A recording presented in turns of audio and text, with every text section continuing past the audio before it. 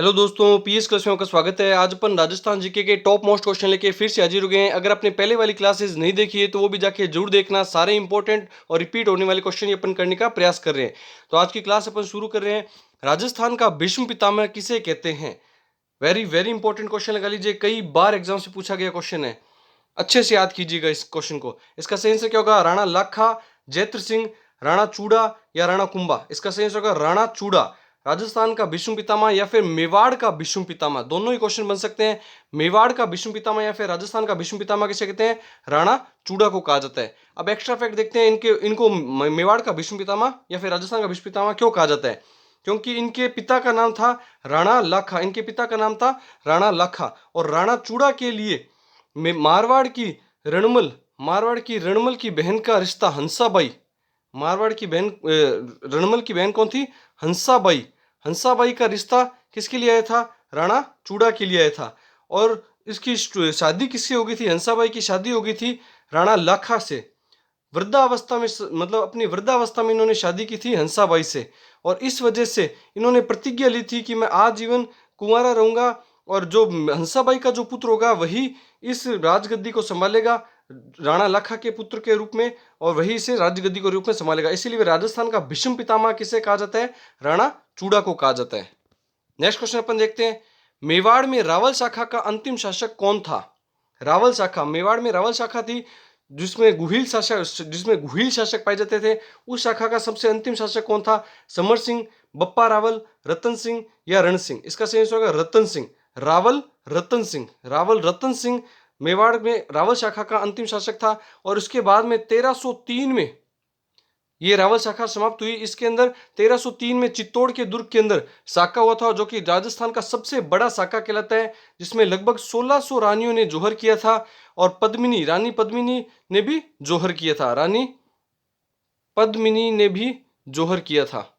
और यह मेवाड़ के रावल शाखा का अंतिम शासक था। कौन? रतन सिंह। नेक्स्ट क्वेश्चन अपन देखते हैं। ओला सभ्यता का विकास कहां हुआ? उदयपुर में, जैसलमेर में, चूरू में या भीलवाड़ा में? तो इसका सही आंसर होगा जैसलमेर में। ओला सभ्यता का विकास कहां पे हुआ था? जैसलमेर जिले में हुआ था। और यहाँ पे पाषाणकालीन औजार मिले हैं। पाषाणकालीन औजार मिले हैं, कुल्हाड़ी वगैरह मिली है।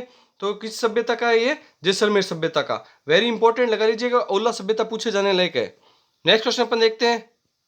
भोपा जाति की कुल देवी है, स्टार लगा लीजिए, कई बार पूछा गया क्वेश्चन है। Very very important question. इसका सही आंसर क्या होगा? विरात्रा माता, भादाना माता, बड़ली माता या राजेश्वरी माता? इसका सही आंसर होगा विरात्रा माता, जो कि कहां पे है? चौहटन बाड़मेर में। चौहटन बाड़मेर नामक स्थान पर। और चौहटन में गोंद भी प्रसिद्ध है। चौहटन का गोंद भी प्रसिद्ध है। और भोपा जाति की कुल देवी कौन है? विरात्रा माता। फड़ बांधते हैं भोपा जाति के लोग और इनकी कुल देवी है विरात्रा माता। नेक्स्ट क्वेश्चन अपन देखते हैं। रोटू कंजर्वेशन रिजर्व कहां स्थित है? स्टार लगा लीजिए, कई बार पूछा गया और रिपीटेड क्वेश्चन है। इसको अच्छे से याद कीजिएगा। इसका सही आंसर क्या होगा? बीकानेर, झुंझुनू, जोधपुर या नागौर? इसका सही आंसर होगा नागौर। नागौर जिले में रोटू कंजर्वेशन रिजर्व है। कंजर्वेशन रिजर्व क्या होता है? जहां पे जीव जंतुओं को संरक्षित रखा जाता है का कार्य किया जाता है, वो क्या होता है?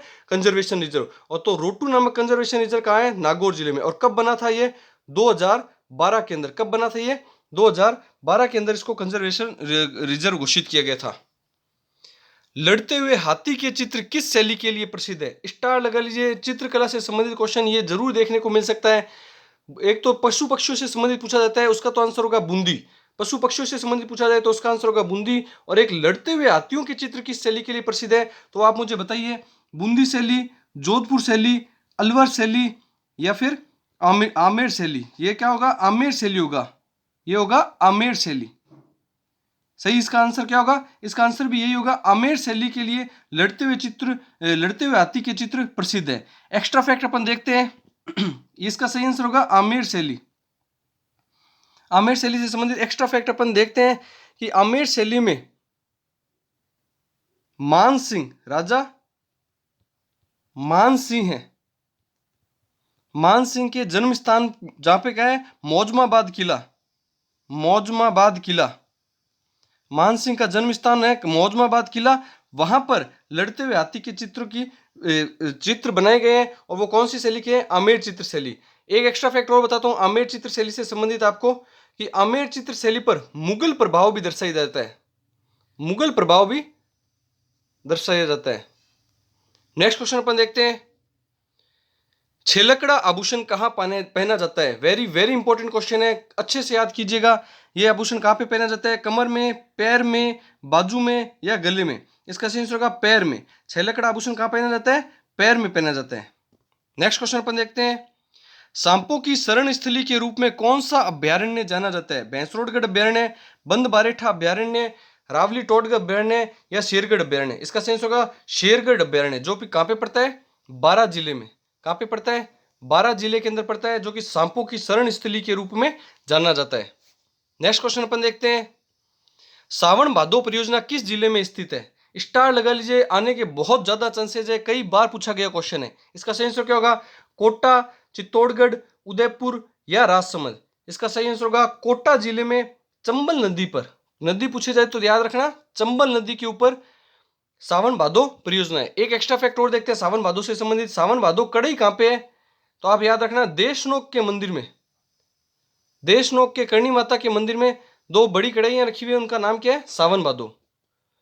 नेक्स्ट क्वेश्चन अपन देखते हैं, अगर आपको वीडियो पसंद आए तो दोस्तों में ज्यादा शेयर जरूर किया कीजिए। नेक्स्ट क्वेश्चन अपन देखते हैं, शहरी रोजगार गारंटी योजना का शुभारंभ कब किया गया? मैं आपको करंट से रिलेटेड क्वेश्चन भी करवाता हुआ चलूंगा, मैंने आपको पहले ही कहा था, तो ये करंट का क्वेश्चन है। शहरी रोजगार गारंटी योजना शुरू कब की गई? 2020, 2021, 2023 या 2022? इसका सही आंसर होगा 2022 के अंदर। डेट पूछे तो याद रखना, डेट इंपॉर्टेंट है, अच्छे से याद कर लेना। 9 सितंबर 2022 को शहरी रोजगार गारंटी योजना शुरू की गई। जैसे गांवों में मनरेगा होती है, मतलब सभी व्यक्तियों को काम मिलना सुनिश्चित किया जाता है मनरेगा के तहत, वैसे ही शहरी लोगों को रोजगार के रूप में गारंटी प्रदान करना कि आपको रोजगार मिलेगा ही मिलेगा, उसके लिए कौन सी स्कीम लाई गई? शहरी रोजगार गारंटी योजना। इसके तहत पहले तो 100 दिन का रोजगार दिया जाता था। कितने दिन का? 100 दिन का। और अब बढ़ा के इसको 125 दिन का कर दिया गया है। जॉब कार्ड बनवाने के पश्चात अपने आसपास के नगर पालिका, नगर निगम वाले क्षेत्र में जाकर के शहरी रोजगार गारंटी योजना का अपन लाभ भी ले सकते हैं। नेक्स्ट क्वेश्चन अपन देखते हैं, तथापि में कौन सी संधि है? ये हिंदी के क्वेश्चन है, बीएसटीसी में हिंदी के एग्जाम्स में हिंदी के क्वेश्चन भी पूछे जाएंगे, तो ये हिंदी के क्वेश्चन अपन करने का प्रयास करते हैं। तथापि में कौन सी संधि है? दीर्घ संधि, वृद्धि संधि, विसर्ग संधि या गुण संधि? इसका सही आंसर होगा दीर्घ संधि। तथा प्लस अपि, तथा प्लस अपि, तथापि, तो इसमें कौन सी संधि होगी? दीर्घ संधि होगी। नेक्स्ट क्वेश्चन अपन देखते हैं, पवन का संधि विच्छेद है, स्टार लगा लीजिए, बहुत ज्यादा इंपॉर्टेंट क्वेश्चन है, कई बार रिपीट हो चुका है ये क्वेश्चन। पे प्लस अन, पे प्लस वन, पो प्लस अन, पौ प्लस अन? इसका सही आंसर होगा पो प्लस अन। पवन का संधि विच्छेद होगा पो प्लस अन। नेक्स्ट क्वेश्चन अपन देखते हैं, ईश्वर शब्द, ईश्वर का पर्यायवाची नहीं है, परमात्मा, ब्रह्मा, जगदीश या परमेश्वर? इसका सही आंसर होगा ब्रह्मा। ये भी अच्छा क्वेश्चन है, स्टार लगा सकते हैं इस क्वेश्चन को भी। तो इसका सही आंसर क्या होगा? ब्रह्मा। ईश्वर का पर्यायवाची ब्रह्मा नहीं है। नेक्स्ट क्वेश्चन अपन देखते हैं, जो कि आज का लास्ट क्वेश्चन है, पुत्री का पर्यायवाची शब्द नहीं है, तन्य, सुता, आत्मजा या दुहिता? इसका सही आंसर होगा तन्य। तन्य किसको कहते हैं? पुत्र को कहते हैं। और तन्या हो जाता तब ये क्या हो जाती? पुत्री का हो जाता। तब ये किसका हो जाता? पुत्री का हो जाता। तन्य किसका होता है? पुत्र का होता है। तो पुत्री का पर्यायवाची तन्य नहीं है। आई होप आपको वीडियो पसंद आया होगा। पसंद आए तो दोस्तों में ज्यादा से ज्यादा शेयर जरूर कीजिए, स्टडी ग्रुप में शेयर कीजिए। बीएसटीसी और राजस्थान में कई एग्जाम्स आने वाले हैं, सारे के लिए ये क्लास बहुत ज्यादा इंपॉर्टेंट है। और चैनल को अभी सब्सक्राइब कीजिए, वीडियो को लाइक कीजिए, और वीडियो पसंद आ रहा है तो कमेंट बॉक्स में कमेंट करके जरूर बताइए। Thank you.